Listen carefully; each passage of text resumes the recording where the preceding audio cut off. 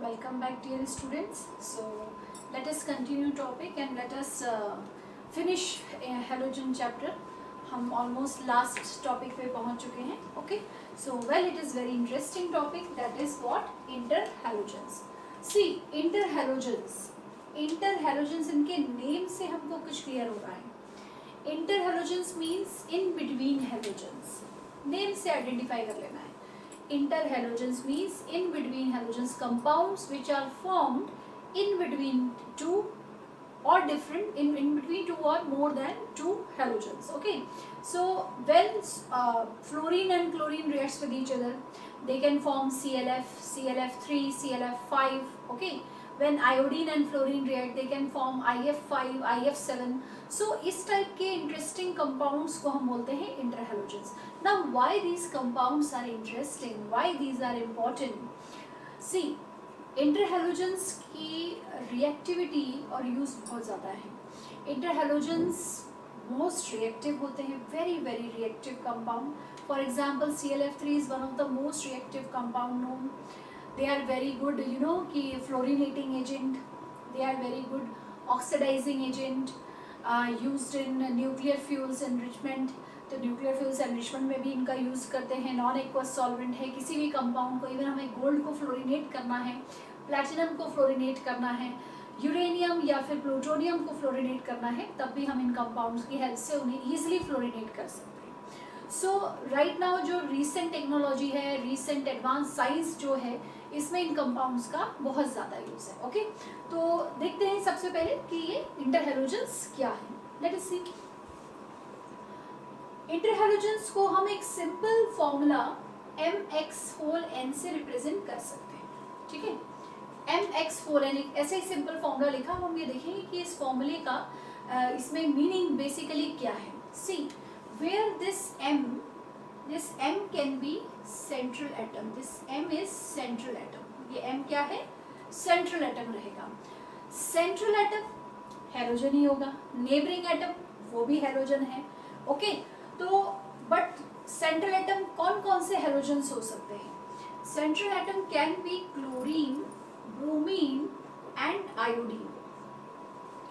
Chlorine, bromine, iodine can be central atom, but fluorine no.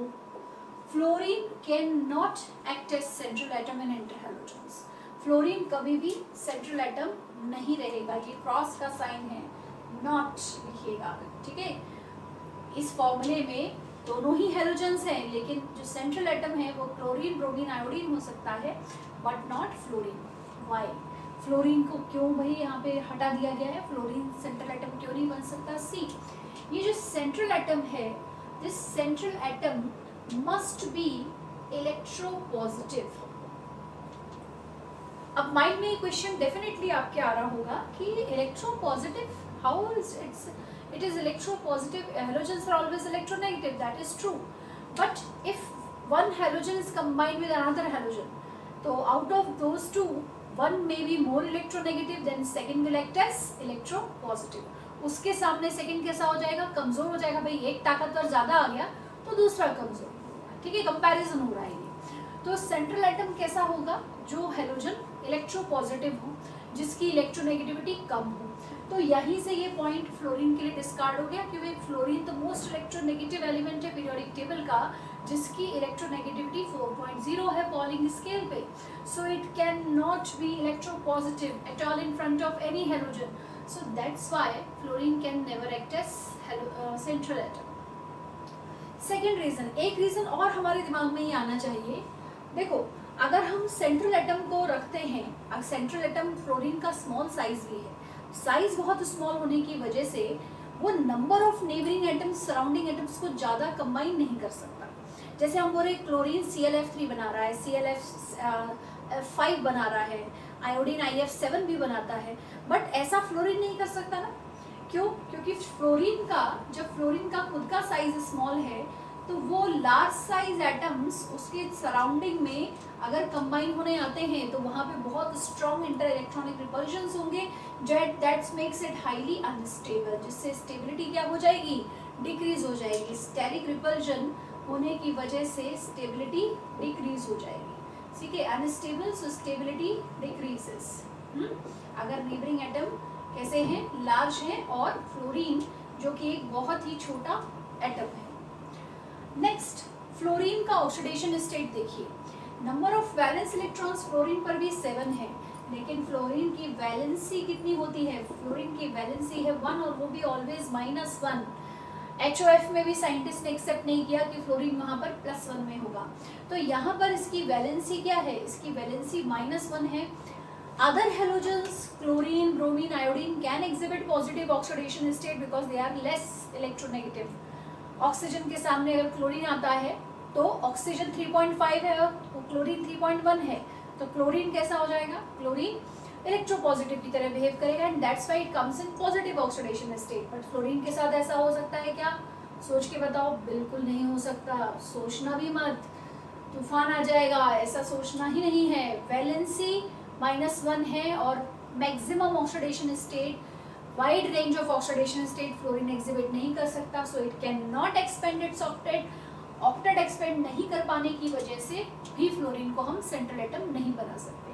तो ये various facts हो गए जिनकी वजह से फ्लोरीन सेंट्रल एटम नहीं होता है।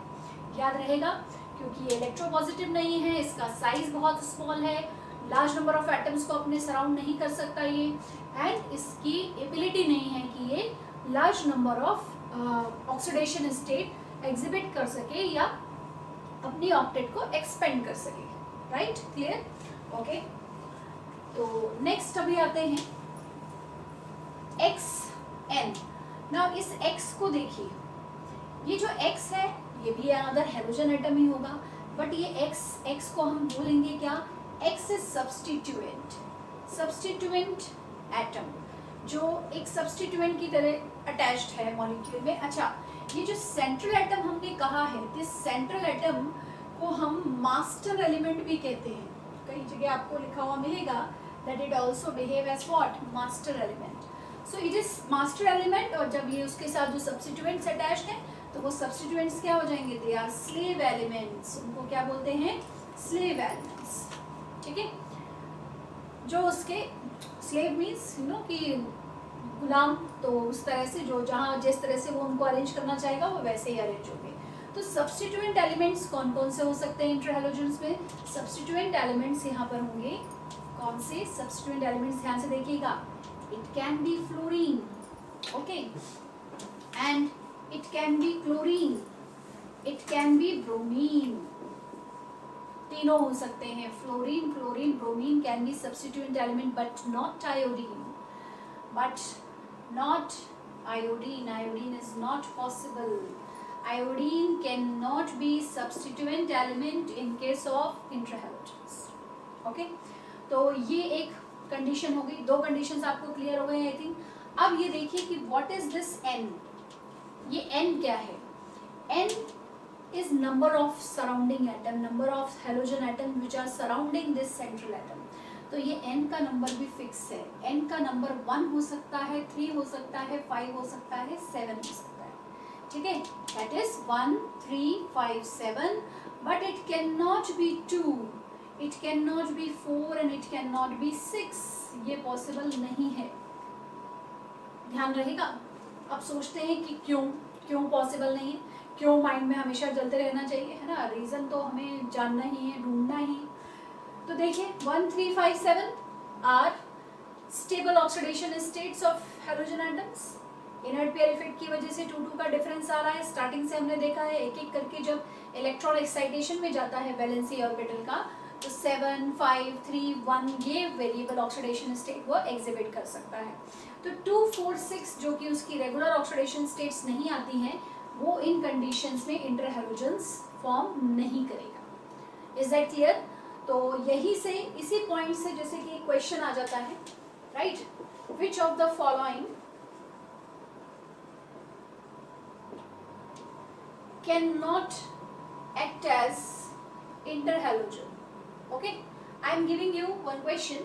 अभी हम काफी सारी स्पीसीज लिखेंगे और आप इसी इतने ही पॉइंट से इंटरहैलोजेंस आइडेंटिफाई करके मुझे बताइए। ICl(A), देन B हम ले सकते हैं ClF3, C ClF5, okay 4, BrCl4, okay, fifth, then BrF5, sixth, IF7, eighth, sorry इसको भी नंबर में लेंगे 1 2 3, ओके, और थोड़े से नंबर्स इंक्रीज कर देते हैं, चलिए BrCl, राइट, 8 हो गया, then 9 ICl4 minus, then 10 ClF2, then 11 ClF2 plus, 12 क्या लिया जाए, BrF6, ये देखिए, बताओ इनमें से कौन सी स्पीसीज इंटरहैलोजन नहीं होगी। तो स्ट्रेट ये क्वेश्चन सॉल्व करना है। प्रीवियस आईआईटी क्वेश्चन इस तरह से आ चुका है, इसमें से कोई 4 ऑप्शंस गिवन थे और बहुत इजी है आइडेंटिफाई करना है। क्यों? क्योंकि नंबर 1 3 5 7 है, तो न्यूट्रल मॉलिक्यूल्स में, माइंड दिस, न्यूट्रल मॉलिक्यूल्स में 1 3 5 7 होना चाहिए। तो ये ICl है, yes, ClF3, yes, ClF5, BrCl4, क्या ये होगा? No, no, it is not interhalogen. BrF5, yes, 1 3 5 7 number याद रखिए, yes, BrCl, yes, now ICl4 minus. अब ये कंफ्यूजन होगा, 4 नंबर है तो इंटरहैलोजन नहीं होना चाहिए, बट नॉट लाइक दिस। ऐसा बिल्कुल नहीं करना, बिल्कुल गलती नहीं करना। ध्यान दीजिए इस क्वेश्चन पे, यहीं पे ट्विस्ट है। ट्विस्ट तो तुरंत आ जाते हैं क्वेश्चंस में। It is anion, it is anionic species of interhalogen. तो यहाँ पर ये नंबर चलेगा। ये जो 2 4 6 के नंबर न्यूट्रल मॉलिक्यूल्स में एग्जिस्ट नहीं करते, बट आयन इन नंबर में एग्जिस्ट कर सकता है, ठीक है, क्योंकि वो आयन बना ही है इंटरहैलोजन के डिसोसिएशन से बना है। Okay, so ICl4 minus, yes, it is also interhalogen. ClF2, क्या ClF2 होगा? No, because it is what, it is neutral molecule, तो it is not possible. Okay, neutral molecule में 2 नंबर आया है, नॉट पॉसिबल। ClF2 प्लस, अब ये देखिए, ये कैटायन है और कोई भी नंबर चल सकता है कैटायन में, so this is also interhalogen. क्या ये एग्जिस्ट कर सकता है BrF6, यस और no? No, not at all. Neutral molecule है, नंबर 1 3 5 7 नहीं है। 6 एक ऑड ऑक्सीडेशन स्टेट आती है इंटरहैलोजन्स में, तो BrF6 does not act as interhalogen. Okay, तो ये जो स्पीसीज हैं इसमें हम इनको आइडेंटिफाई इस तरीके से कर सकते हैं। तो इंटरहैलोजन्स को देखने का एक मेथड आपको मैंने बता दिया। अब देखिए नेक्स्ट इसमें क्वेश्चन आता है कि ये जो M और X मीन्स हमने देखा कि एक इंटरहैलोजन इस तरह से बन रहा है, तो M मस्ट बी, वो बोलेंगे कैसा होना चाहिए, electropositive, and X must be electronegative. That means इस हैलोजन की इलेक्ट्रोनेगेटिविटी कम होनी चाहिए, जो कि आपका मास्टर एलिमेंट है, और जो स्लेव एलिमेंट है उसकी इलेक्ट्रोनेगेटिविटी हाई होनी चाहिए। जो इलेक्ट्रोपॉजिटिव होगा, जो हैलोजन इलेक्ट्रोपॉजिटिव होगा, उसका साइज कैसा होगा, large, it is large size definitely. Okay, देख लीजिए Cl Br I, फ्लोरीन नहीं आया है। इलेक्ट्रोनेगेटिव जो इंटरहैलोजन होगा उसका साइज कैसा होगा, स्मॉल। सेंट्रल एटम के कंपैरिजन में उसका साइज कैसा आएगा बेटे, स्मॉल आएगा, ठीक है। तो ये आप इस तरह से उनको आइडेंटिफाई कर सकते हैं, ये एक तरीका है। अब ये देखते हैं कि कौन कौन से इंटरहैलोजन्स एग्जिस्ट करते हैं, कितने टाइप के हमको इंटरहैलोजन्स मिलते हैं। तो देखिए यहाँ पर X X dash, X X dash 3, X X dash 5, X X dash 7, 1 3 5 7। Okay, 1 3 5 7 में हमको न्यूट्रल मॉलिक्यूल्स में इंटरहैलोजन मिलेंगे, काफ़ी सारे मिलेंगे। देखिए ClF और ClBr, ओके, और हमको ClBr से पहले लिखेंगे BrF, then BrCl, BrI, okay, और क्या मिल सकता है, IF बिल्कुल मिल सकता है। X X डैश 3 में ClF3, BrF3, IF3 मिलता है, सॉलिड है, एंड आपको इसमें ICl3 भी मिलेगा, लेकिन ICl3 डाइमेरिक फॉर्म में एग्जिस्ट करता है, it is dimeric form, dimer, ICl3 hold twice, ठीक है। XX-5 ClF5, BrF5, and IF5। And XX-7 का सिर्फ सबसे हाईएस्ट जो इंटरहैलोजन मिलेगा वो हमको एक ही है, only single interhalogen is possible in XX-7 formula and that is what IF7। Very special molecule, sp3d3 hybridization का वन एंड ओनली एग्जाम्पल है।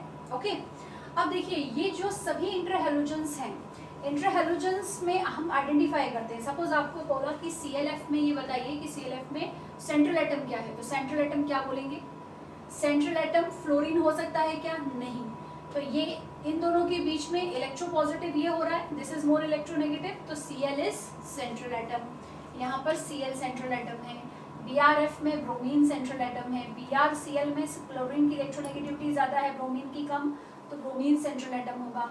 BrF3 में देख लीजिए, यहाँ भी ब्रोमीन सेंट्रल एटम है। तो इस तरह से हम इंटरहैलोजन्स में सेंट्रल एटम को आइडेंटिफाई कर सकते हैं। और भी बहुत से तरीके हैं, अगर जिस एटम का नंबर सबसे कम होता है वो सेंट्रल एटम होता है। ओके तो ये हमने देखे डिफरेंट टाइप्स के इंटरहैलोजन्स मिलेंगे। नाउ इनकी फिजिकल प्रॉपर्टीज देखें तो दे मे बी कलर्ड और may be colourless. Okay and exist in all states, solid, liquid and gases state में हमको इंटरहैलोजन्स मिल सकते हैं, सभी स्टेट्स में मिलते हैं। जैसे मैं आपको बहुत इंटरेस्टिंग एक बात बताऊं कि CLF, CLF3, CLF5, IF7, these all are colorless. Okay, these are colorless. ये भी colorless है, this is also colorless, and some are colored here. So this you can see in NCERT. NCERT में भी इंटरहैलोजन्स की टेबल दी हुई है with colour, और otherwise जो मैं नोट्स आपको प्रोवाइड करूंगी उसमें भी आपको ये टेबल मिलेगी, ठीक है, डिटेल्स मिलेंगे इनके, right. Now see, now there is one question very important, in why interhalogens are more reactive, why interhalogens are more reactive than halogens, very important question.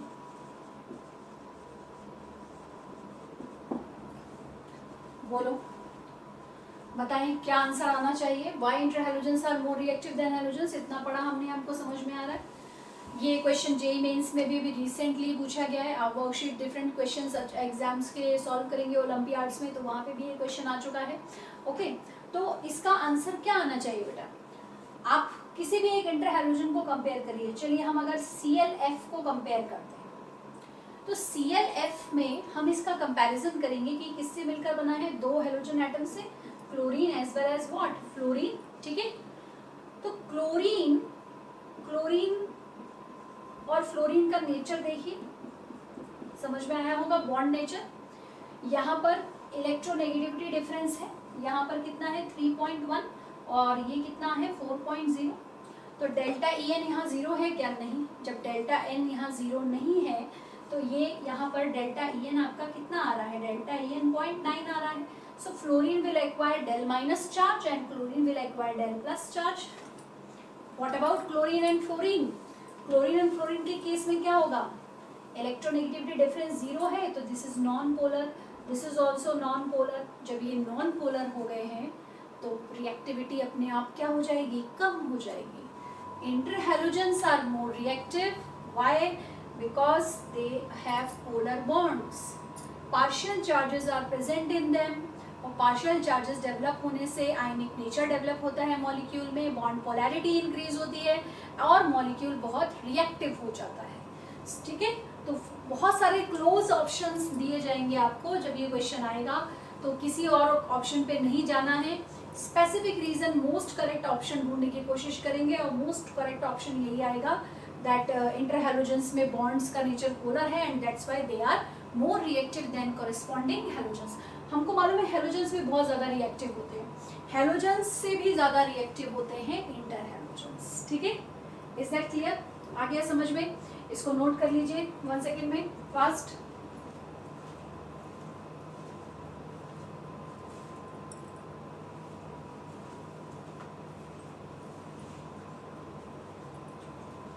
Done, next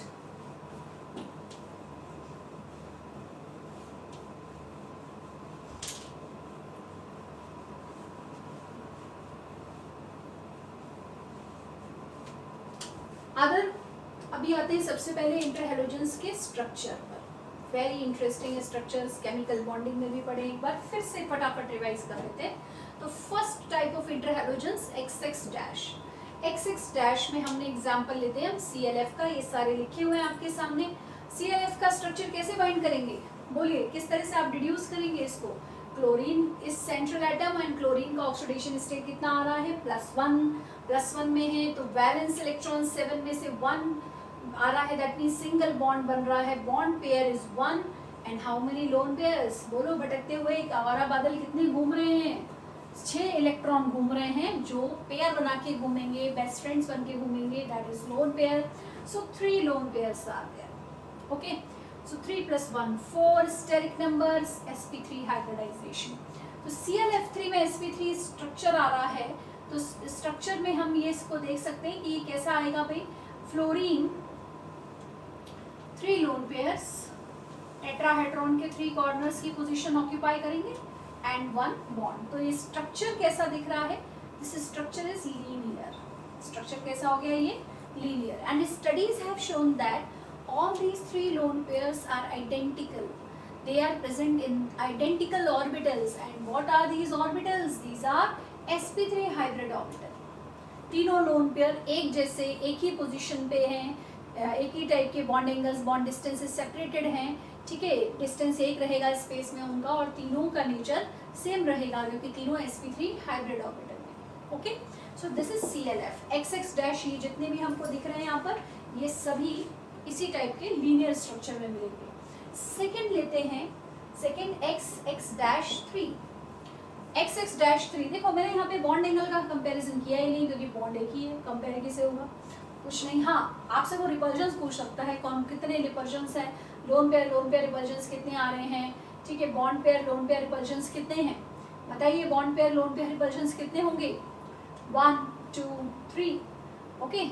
तो इस तरह से हम काउंटिंग कर सकते हैं। स्ट्रक्चर एनालिसिस तो हम जितनी चाहे उतना वाइड की जा सकती है, और total number of lone pairs अगर पूछ लिया जाए तो फ्लोरीन के लोन पेयर्स काउंट करना नहीं भूलेंगे। XX-3 में हम एग्जांपल लेते हैं ClF3 का, very very important compound. ClF3 is the one of the most reactive compound known, remember this. तो इसलिए इसका स्ट्रक्चर बहुत एग्जाम्स में पूछा जाता है। ClF3 में क्लोरीन का ऑक्सीडेशन स्टेट आ गया +3 है, तो loan pairs and bond pairs class फटाफट निकाल लेगी, बॉन्ड पेयर 3, लोन पेयर आवारा बादल कितने हैं 4, तो पेयर्स बन जाएंगे 2, तो 2 पेयर्स, ओके। 3 + 2 कितना आता है 5, 6 तो नहीं है ना, 3 + 2 5, so hybridization state is what, sp3d, ठीक है। तो sp3d में आपको मालूम है कि sp3d एक स्पेशल जो है हाइब्रिडाइजेशन है जहाँ पर स्पेशल ज्योमेट्री रहती है, trigonal bipyramidal geometry. In trigonal bipyramidal geometry we have 2 different types of positions, equatorial and axial.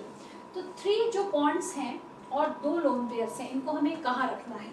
तो सबसे पहला जो बेंड्स का रूल अगर आप याद करेंगे, और याद रखना ही है, वो भूलना नहीं है, lone pairs large size atom double bond always occupy equatorial positions. तो यहाँ पर भी हम सबसे पहला सैल्यूट लोन पेयर्स को करेंगे। लोन पेयर कहाँ रखने हैं आपको, इक्वेटोरियल पोजीशन पे, ट्राइंगल के 2 कॉर्नर्स पे हमने लोन पेयर रखना है, 1 पोजीशन पे आपको क्या बनाना है, बॉन्ड पेयर रख देना है, ठीक है, ओके, 1 पोजीशन पे, क्योंकि अभी सॉरी हाँ करेक्ट है, 2 लोन पेयर्स हैं, 2 lone pairs and 1 bond pair आ गया। अब बॉन्ड पेयर्स कितने रिमेनिंग है 2। अब हम इनको सेटिस्फाई करेंगे, देख लीजिए एक बार फिर से, ये हमने ट्राइंगल के 3 कॉर्नर्स की जगह भर दी। अब हम यहाँ पर एक्सियल पोजीशंस पे 2 फ्लोरीन एटम्स रख देंगे, ठीक है।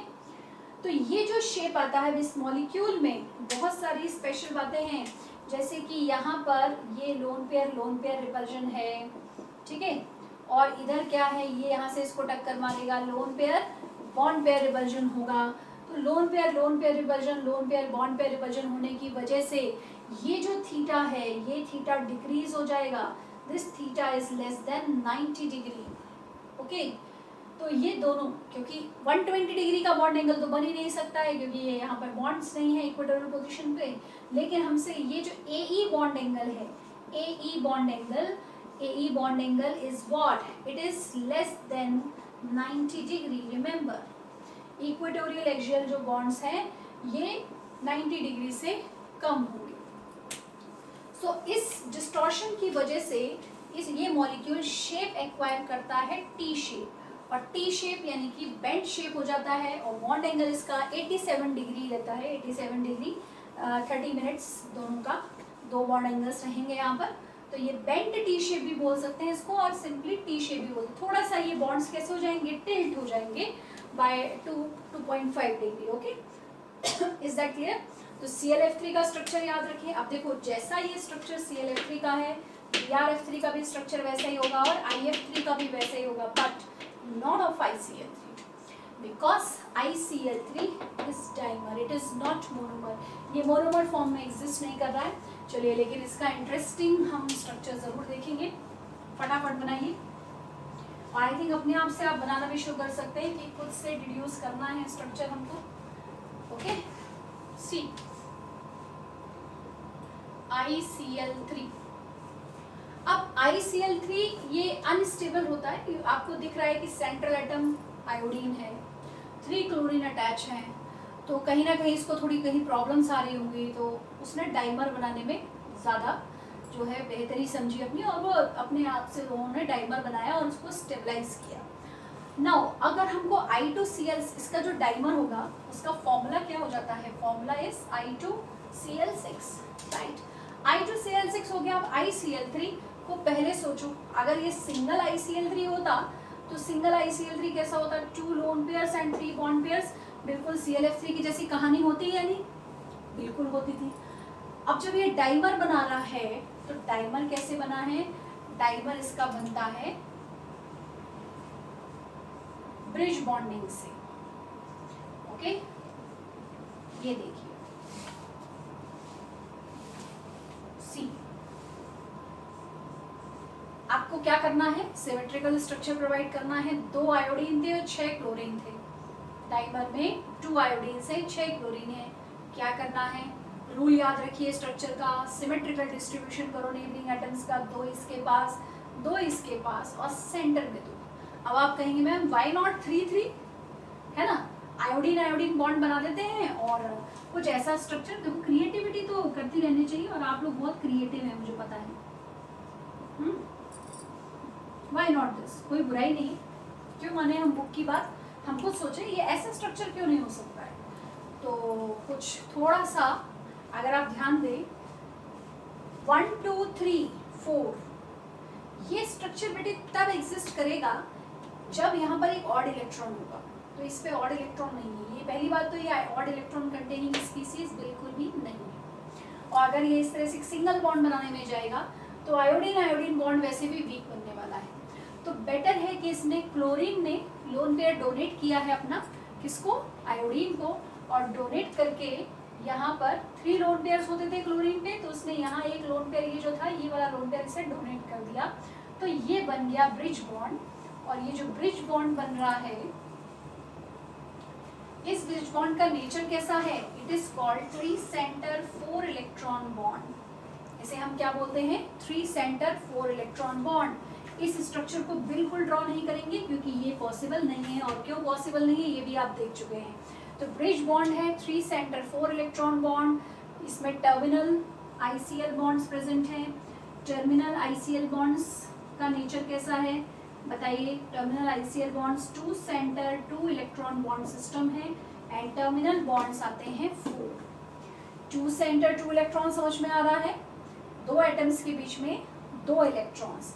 किसी भी नॉर्मल बॉन्ड में ऐसा ही रहता है, ये कोई एबनॉर्मल बात नहीं है. एबनॉर्मल बात ये हो रही 3 center 4 electron bond. Bridge bond है, हाइड्रोजन लोन पेयर डोनेट कर रहा है. डाइबोरेन में 3 सेंटर 2 इलेक्ट्रॉन बॉन्ड बनता है, यहाँ पर 3 सेंटर 4 इलेक्ट्रॉन बॉन्ड बना हुआ है. एंड ये जो ब्रिज बॉन्ड बन रहा है ICl, this is 3 center 4 electron bond.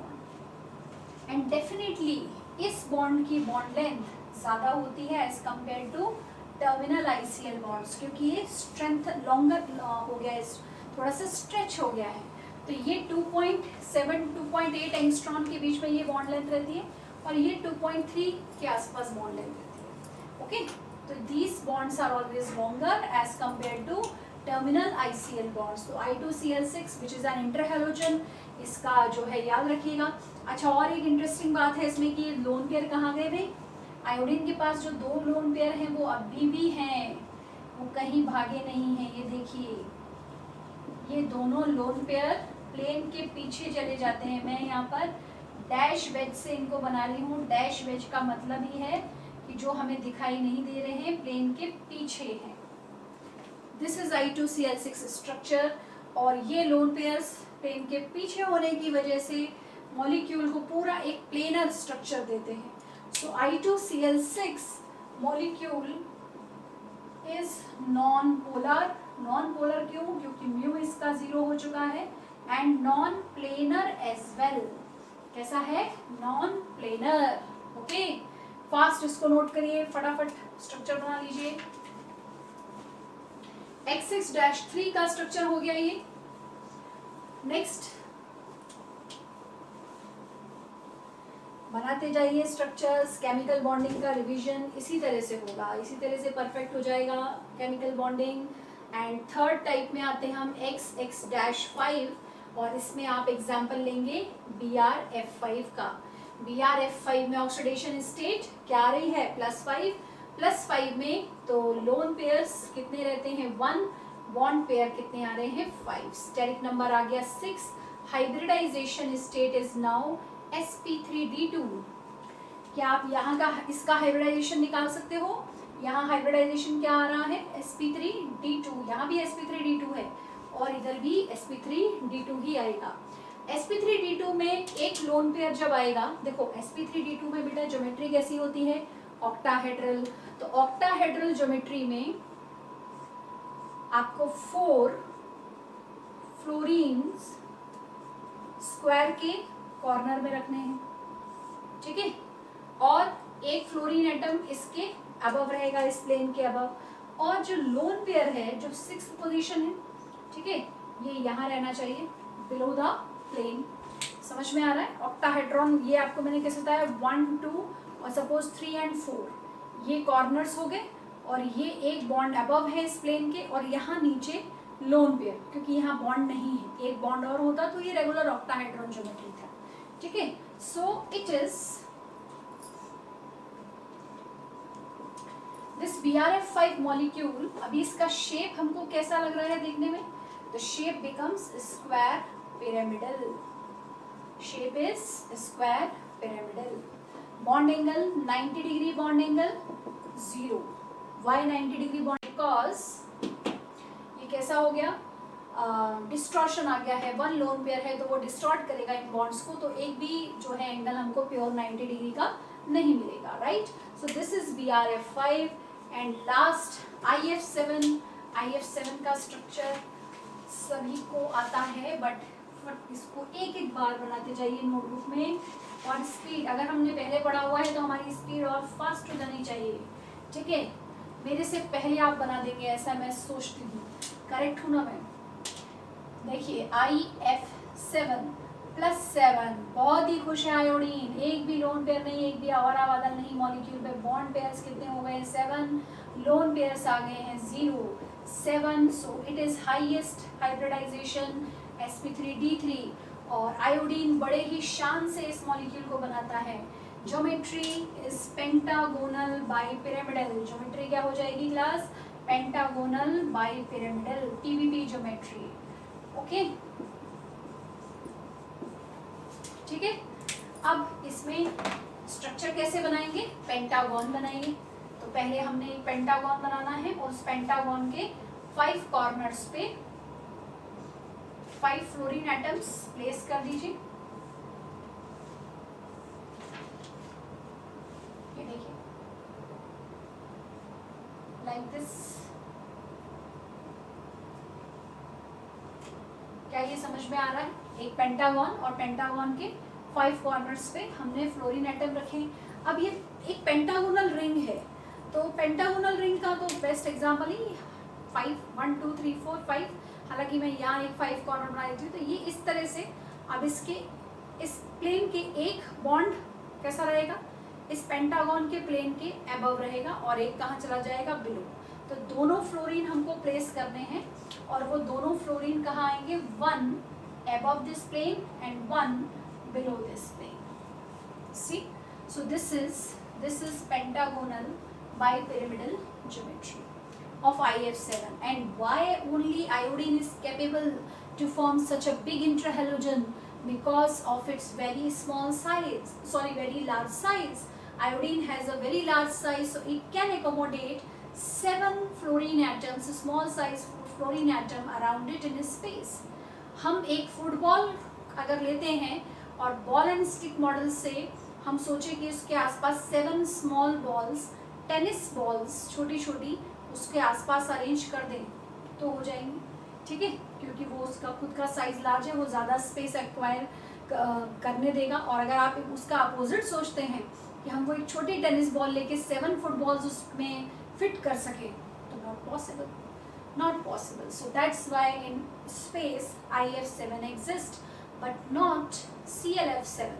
Question बहुत सिंपल है, बहुत ही सादे सादे क्वेश्चन, सिंपल क्वेश्चंस बनते हैं इसमें मॉर्निंग से related. Why IF7 exists but not CLF7?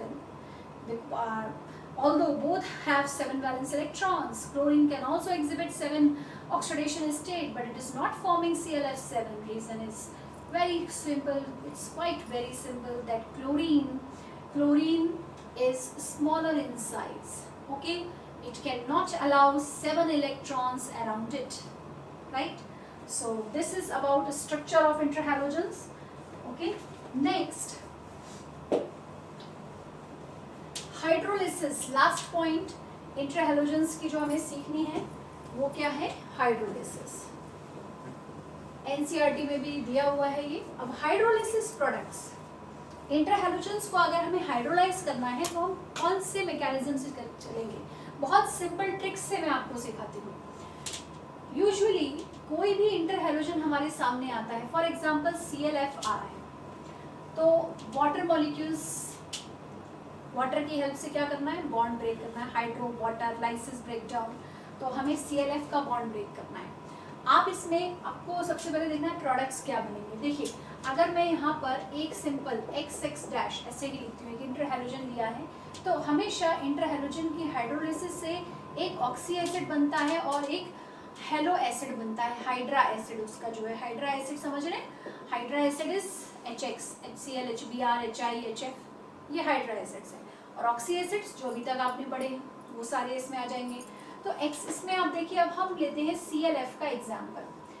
बहुत सिंपल ट्रिक यूज करिए, पॉइंट यही है कि कौन सा हेलोजन ऑक्सी एसिड बनाएगा और कौन सा हेलोजन हाइड्रा एसिड बनाएगा। तो ऑक्सीडेशन स्टेट फाइंड करिए क्लास +1 में, central atom is in +1, okay. तो central atom which is larger in size, जो लार्जर साइज का हेलोजन एटम है उसका हमेशा ऑक्सी एसिड बनेगा, ठीक है, और स्मॉलर हेलोजन हमेशा क्या बनाएगा, हाइड्रा एसिड। अब ये समझ में आ गया, देखो तोड़ लीजिए ना बॉन्ड को, आपको तो मैंने मैकेनिज्म सिखा रखा है, H+ एंड OH-, क्या दिख रहा है भाई, फ्लोरीन पे चार्ज क्या है, Del-, स्मॉलर साइज जो भी एटम है उसका इलेक्ट्रोनेगेटिविटी ज़्यादा हो, उसके ऊपर क्या आएगा, माइनस चार्ज, तो वहाँ पे H+ जाएगा वाटर का, और अदर साइड पे क्या जाएगा, जो आपका मास्टर एलिमेंट है सेंट्रल एटम, वो पॉजिटिव ऑक्सीडेशन स्टेट में है, तो उसके पास हमेशा क्या आएगा, OH- जाएगा वाटर का, सिंपल। तो इसका ऑक्सी एसिड बनेगा, स्मॉलर एटम का क्या बनेगा, HF। नाउ पॉइंट इज, आप पूछेंगे मैडम कौन सा ऑक्सी एसिड बनेगा, आपने ये तो बताया ही नहीं, क्योंकि ऑक्सी एसिड जो है वो तो बहुत सारे बनाते हैं हेलोजन्स, तो ये भी आपकी प्रॉब्लम दूर हो जाती है, क्योंकि जिस ऑक्सीडेशन स्टेट में वो हेलोजन एटम है उसी ऑक्सीडेशन स्टेट वाला उसका ऑक्सी एसिड बना दीजिए। It means HOCl। क्लोरीन का कौन सा एसिड +1 में होता है, HOCl, hypochlorous acid, that's it, ठीक है। वन मोर, अब लेते हैं दूसरा कंपाउंड BRF3। चलिए प्रोडक्ट्स बताइए मुझे, BRF3 की हाइड्रोलिसिस करेंगे, कैसे करोगे, लार्ज साइज क्या है, ब्रोमीन, स्मॉल साइज क्या है फ्लोरीन, देखो ये ट्रिक दी हुई है नोटबुक में पॉइंट है, बट आपने तो रीजन से समझ लिया। फ्लोरीन पे डेल माइनस है, इस पे डेल प्लस चार्ज, तो इस पे HF, इससे HF बनेगा और इससे क्या बनेगा, इससे बनेगा ऑक्सी एसिड, ऑक्सीडेशन स्टेट +3, तो +3 वाला ऑक्सी एसिड बनेगा। लेकिन मैं यहाँ पर रुकना चाहूँगी क्योंकि हमें पता है कि ब्रोमीन का जो HbRO2 है वो फॉर्म नहीं होता, +3 वाला ब्रोमीन एसिड नहीं बनाता। Let us take it 5, okay, इसको 5 कर देते हैं।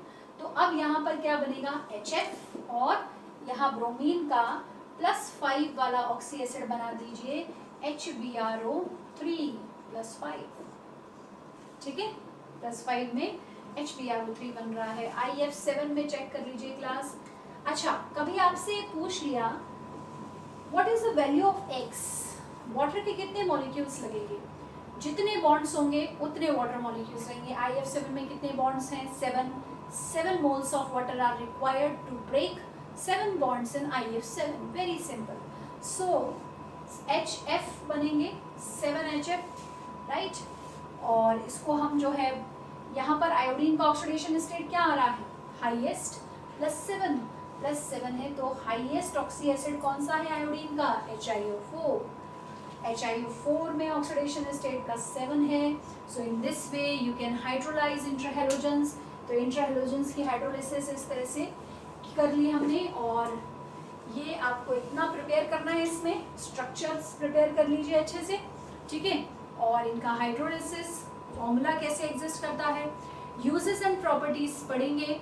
यूजेस में जैसे मैंने कहा कि ये सभी बहुत अच्छे फ्लोरिनेटिंग एजेंट हैं, these are very strong fluorinating agent, oxidizing agent, act as non-aqueous solvent, okay, non-aqueous solvent के फॉर्म में इनको यूज किया जाता है।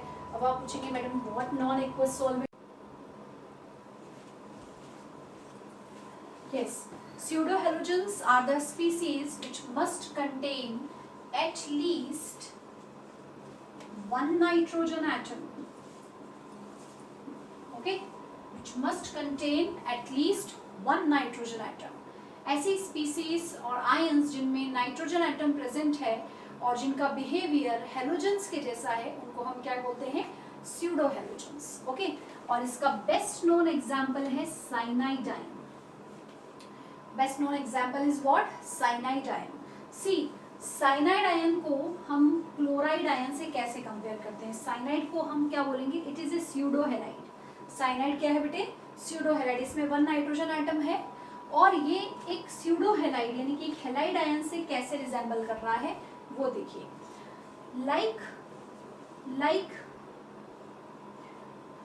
Like chloride it also form S, जैसे क्लोराइड कौन सा एसिड बनाता है, HCl, साइनाइड कौन सा एसिड फॉर्म करेगा, HCN। वो अगर हाइड्रा एसिड बना रहा है तो ये भी हाइड्रोजन के साथ बना रहा है hydrogen cyanide, hydrogen cyanic acid बनता है which is very poisonous, okay. And जैसे क्लोराइड अपना डाइमर बनाता है Cl2, मॉलिक्यूलर फॉर्म में आ जाता है। Cyanide also gets oxidized to form cyanogen CN2 which is cyanogen gas, okay. ये भी इसी की तरह से बिहेवियर शो कर रहा है। 2 इंपॉर्टेंट बिहेवियर तो इसने शो कर दिए कि it is also forming acid and it is also dimerises to form this molecular form cyanogen. अब जैसे क्लोराइड की एबिलिटी है सभी हेलोजेंस की रहती है, अत्यधिक उनका स्नेह रहता है सिल्वर नाइट्रेट रिएजेंट्स के साथ। तो सिल्वर नाइट्रेट से रिएक्ट करके AgCl का वाइट प्रेसिपिटेट मिलेगा, AgCl का प्रेसिपिटेट देता है। ऐसे ही साइनाइड भी सिल्वर नाइट्रेट से रिएक्ट करके AgNO3 से रिएक्ट करेगा एंड AgCN का व्हाइट प्रेसिपिटेट देगा, ठीक है। Like chlorides form so many complexes, okay, और बहुत अच्छे लिगेंड है, जैसे कि सपोज निकल के साथ कॉम्प्लेक्स बना लिया NiCl4 कोऑर्डिनेशन कॉम्प्लेक्स आप पढ़ेंगे। तो in the same way cyanide also it is a very strong ligand, in fact even stronger ligand than chloride. तो ये भी कॉम्प्लेक्स फॉर्म करेगा NiCN4 ठीक है। तो काफी सारे प्रॉपर्टीज ये किससे रिजेंबल करते हैं, इनकी ये प्रॉपर्टीज हेलोजन से रिजेंबल करती हैं, इसलिए इन स्पीसीज को हम क्या बोलते हैं, स्यूडो हैलाइड्स। बहुत इजी क्वेश्चन एक पहले आईआईटी में पूछा गया है और वो यही क्वेश्चन था दैट स्यूडो हेलोजन्स क्या होते हैं और विच of the following is not a pseudo halogen. एक सिंपल क्वेश्चन उन्होंने पूछ लिया था, 4 स्पीसीज दिए थे और आइडेंटिफाई करना बहुत इजी था। आंसर था उसका RCOO माइनस। RCOO माइनस में एक भी नाइट्रोजन एटम नहीं था, it does not act as pseudo halogen. Pseudo halogen की मस्ट कंडीशन क्या है, it must contain at least 1 nitrogen atom and such species behave like halogens, so they are known as pseudo halogens. other pseudo halogens भी देख सकते हैं आप। other pseudo halogens कौन कौन से हैं, जैसे साइनाइड है, वैसे ही thiocyanate ion, this is thiocyanate ion. Okay, thiocyanate ion भी क्या बनाता है, एसिड बनाता है HCN। Okay, and it also forms dimer, जैसे यहाँ पर साइनोजन बनाया था इसने उधर क्लोरीन ब्रोमीन के जैसा, वैसे ही ये भी थायोसाइनोजन डाइमर बना लेता है, thiocyanogen gas. Selenocyanogen SeCN minus, this ion is known as selenocyanogen. इसका एसिड तो नहीं मिलता बट इसका डाइमर मिलता है SeCN, जैसे इसका डाइमर बना हुआ है। Other CNO minus cyanate ion, other pseudo halides फटाफट मैं आपको बता दे रही हूँ, इधर साइनेट आयन है। Azide ion is also there, N3 minus. N3 minus का एसिड एग्जिस्ट करता है HN3 which is known as hydrazoic acid. Okay, और जिसका डाइमर नहीं फॉर्म होगा, तो it is not necessary that all will form dimer, कुछ डाइमर्स बना सकते हैं और कुछ जो है एसिड फॉर्म कर सकते हैं। ठीक है, तो ये आई होप, जैसे CNO minus, just a minute,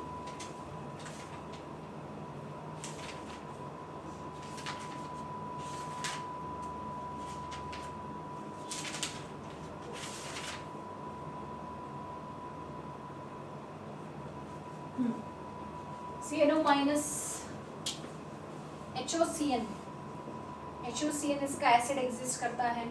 and one famous ion also you know that is cyanamide ion. Cyanamide ion is what, NCN2 minus. NCN2 minus का साइनामाइड बनता है HNCN, जो उसका एसिडिक पार्ट है। So these are pseudo halides, और इसी के साथ ये चैप्टर कंप्लीट होता है। आपको प्रिंटेड नोट्स मिलेंगे, प्रिंटेड नोट्स में आपको थोड़ा सा डिटेल में भी मिलेगा, बट सबसे पहले आप NCERT कवर करिए। NCERT के तो सारे पॉइंट्स, इसमें एक एक पॉइंट सबसे पहले कवर कर लेना है।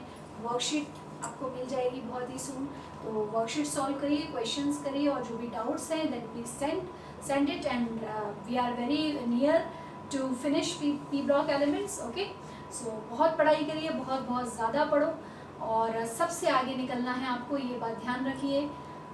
जो विनर्स होते हैं वो इसी टाइप के जो हर्डल्स आते हैं, स्ट्रगल्स आते हैं लाइफ में, उनको पार करते हुए आगे निकल जाते हैं। ठीक है, okay, so thank you very much class, we will see you again. Okay, thank you.